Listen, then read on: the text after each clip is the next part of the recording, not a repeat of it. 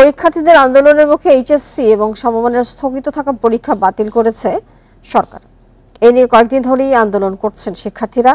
মঙ্গলবার সচিবালয়ের ভেতরে জড়ো হন তারা। এরপরই পরীক্ষা বাতিল করার ঘোষণা দেওয়া হয়।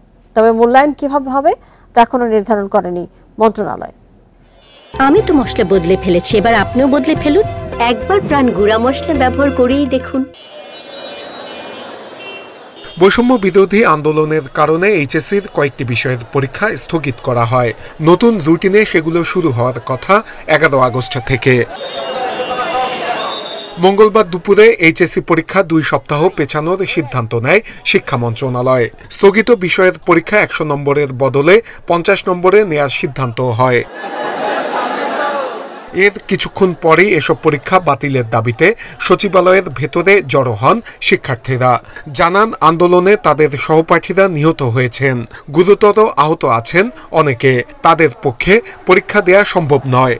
ফ্রেন্ড সার্কেলে যারা আছে তারা অসুস্থ, তারা অনেকে হসপিটালে ভর্তি, কারো হাত ভাঙা, কারো রাবার বুলেট লাগছে, কারো ছিটা বুলেট লাগছে। আমাদের যে এইচএসসিতে যেগুলো পরীক্ষা হয়েছে ওগুলা বাদে এসএসসি এইচএসসিতে যেগুলো সাবজেক্ট আছে ওগুলো এসএসসিতে ওখান থেকে নিয়ে আমাদের এইচএসসি রেজাল্ট পাবলিশ করা হয়।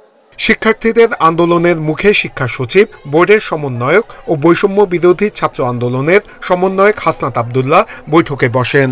শিক্ষা উপদেষ্টার সঙ্গে কথা বলে এইচএসসি ও সমমানের পরীক্ষা বাতিলের সিদ্ধান্ত নেন তারা। আমাদের একটা পরীক্ষার্থীরা একটা ট্রমার মধ্যে দিয়ে যাচ্ছে, আমরা এটা বুঝতে পেরেছি, আমরা এটা নিয়ে পর্যালোচনা করেছি। আমরা পর্যালোচনা করে আমাদের মাননীয় শিক্ষা উপদেষ্টা, আমাদের মাননীয় শিক্ষা সচিব সহ আমরা সবাই পর্যালোচনা করে আমরা দেখেছি যে আমরা যে রুটিন ঘোষণা করেছিলাম অবশিষ্ট পরীক্ষার জন্য, সেই পরীক্ষাগুলো আমরা বাতিল করছি। এবারের এইচএসসি পরীক্ষার ফলাফল কিভাবে হবে সে সিদ্ধান্ত পরে নেওয়া হবে বলে জানিয়েছে মন্ত্রণালয়। নূরে আলম, ইন্ডিপেন্ডেন্ট নিউজ, ঢাকা।